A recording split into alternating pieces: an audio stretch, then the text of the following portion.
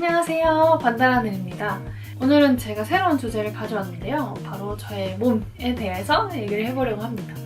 특히 이제 식이장애를 앓으면서 제가 많이 고민을 했고 이 부분을 어떻게 하면 좋겠다라고 스트레스를 많이 받았던 몸 부분들에 대해서 나누어서 한번 얘기를 해보려고 해요.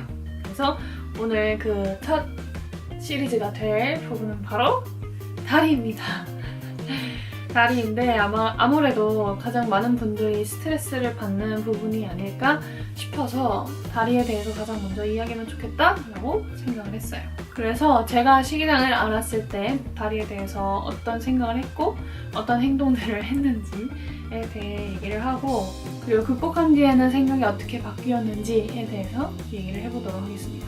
일단 제가 식이장애를 앓은 총 8년의 기간 중에 다리에 대해서 더 강박이 심했던 기간은 초반 4년인 것 같아요. 좀 거식증 증세가 조금 더 심했던 그때였어요. 왜냐면은 정상직을 하고 뭔가 폭식을 시작하고 이렇게 되면서는 다리는 분명히 스트레스를 받았지만 뭔가 붓기도 생기고 하면서 조금 포기를 했던 것 같아요. 막 밖에 나갔다 오면 퉁퉁 붓고 하니까 어쩔 수 없다 이렇게 생각을 했거든요.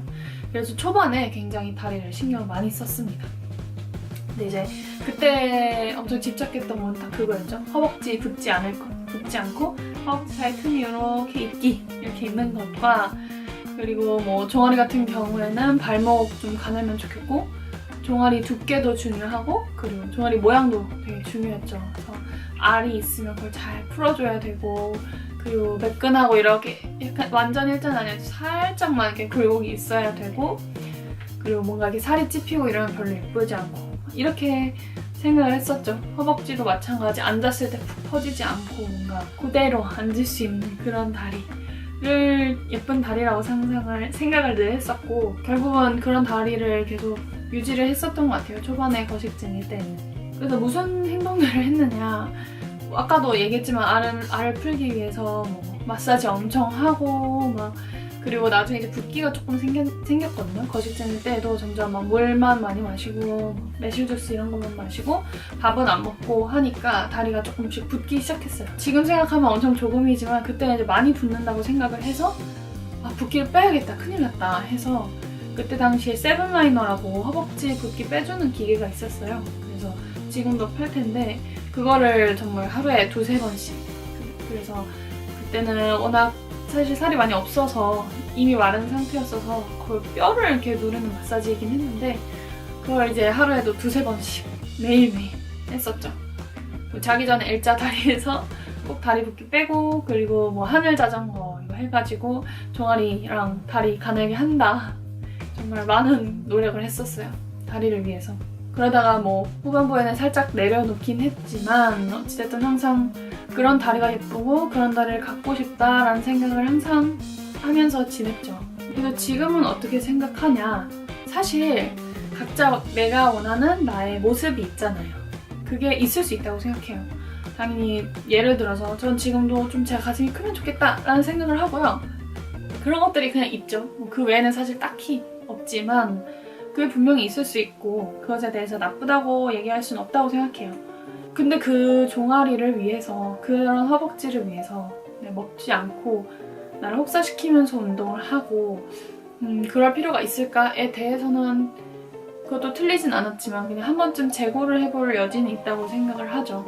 그래서 그건 왜 그러면 다리를 그렇게 만들고 싶어 하는가, 그렇게 했을 때 얻어지는 기쁨과 내가 스스로 고통스러워지면서 얻는 이 고통이 과연 이것이 거래를 할 만한 것인가?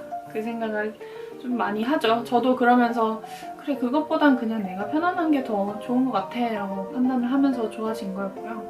그래서 그런 자기 자신의 강박 내지는 이상적인 몸의 상태를 너무 뭐 나쁘다고 생각하시기보다는 내가 그럼으로써 있는 것에 대해 좀 더 생각을 해보시면 좋겠어요. 그래서 돌아보면 제가 마른 제 다리를 되게 좋아했었어요. 그래서 다리가 되게 가늘어 보이게 사진이 나온다거나 뭔가 셀카를 찍는데 뭐 거울에 비친 내 다리가 엄청 가느다랗고 일자처럼 보인다, 그러면 되게 행복했었어요. 엄청 좋고 그랬었는데, 그래서 지금 만약 저에게 그런 굵은 다리가 좋아요? 라고 했을 때 저는 그런 게 그냥 없는 상태예요. 가는 다리가 좋아, 굵은 다리가 좋아.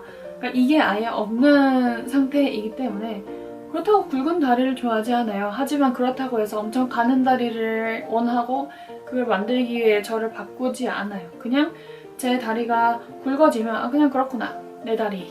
제 다리가 또 가늘어지면 아 그냥 그렇구나, 오케이, 내 다리지. 이렇게 생각을 하고자 하고 있어요. 그래서 비록 가끔 가다가 뭐 주변에서 다이어트를 한다거나 뭐 살을 뺀다거나 다리 얘기를 하는 걸 듣긴 듣지만 그럴 때 제 멘탈을 붙잡을 수 있게 하는 건 이런 내 다리는 내 다리이고 그냥 그뿐이다, 끝! 이 생각이 많이 도움을 주고 있는 것 같아요. 유난히 이제 다리에 대한 그런 좀 시선들이 많잖아요.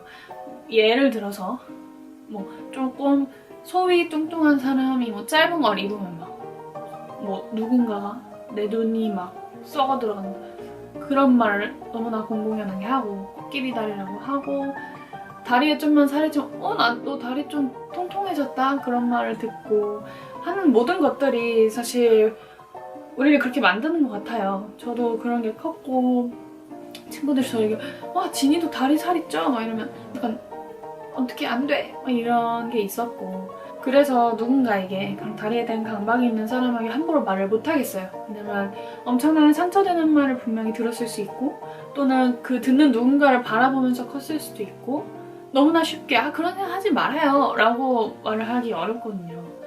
그 사람의 입장이 되어본 적이 없잖아요.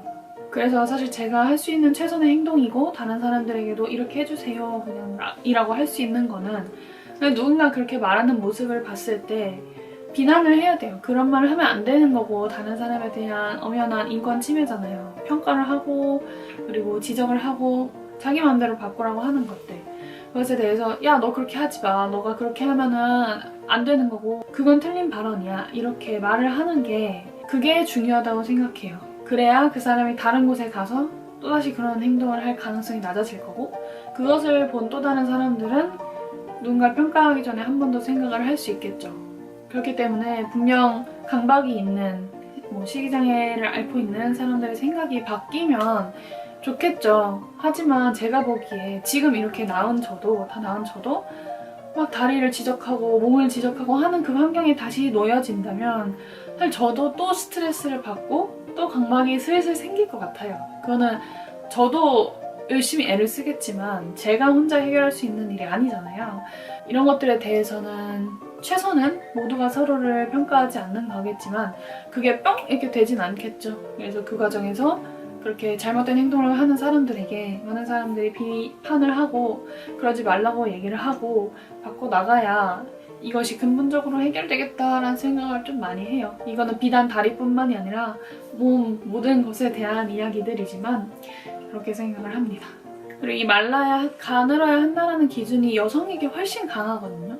물론 최근에 들어서는 남성들에게도 좀 마른 몸이 요구가 된달까? 그러니까 좀 그런 건 알고 있어요. 그런 건 분명히 사실이지만 여성들에게 훨씬 더 기준이 강한 것 같아요. 어떤 여성의 다리가 평가받는 상황과 남성의 다리가 그렇게 여성처럼 조각조각 나뉘어서 평가받는 상황을 생각을 했을 때 우리에게 조금 더 익숙한 것은 그 여성의 상황이잖아요.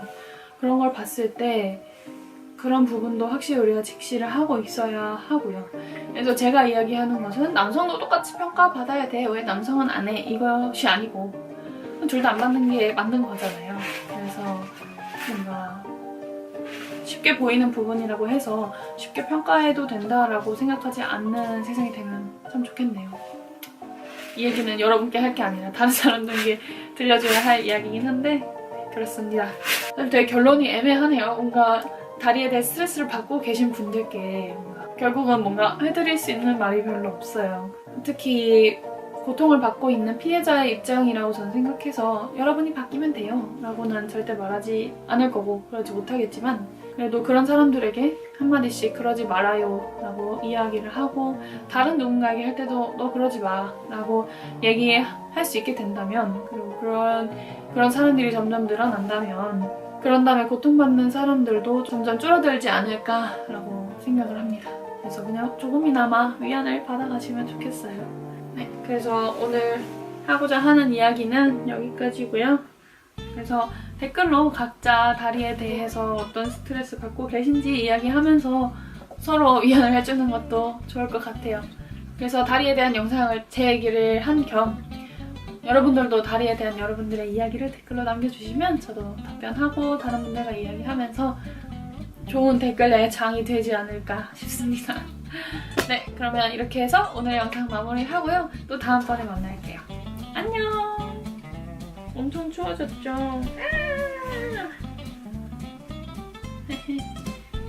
아이고, 항상 궁뎅이를 받쳐주세요. 안녕! 인사! 어디가? 우리 말이 이쁘단 말이에요. 카오스는 사랑입니다.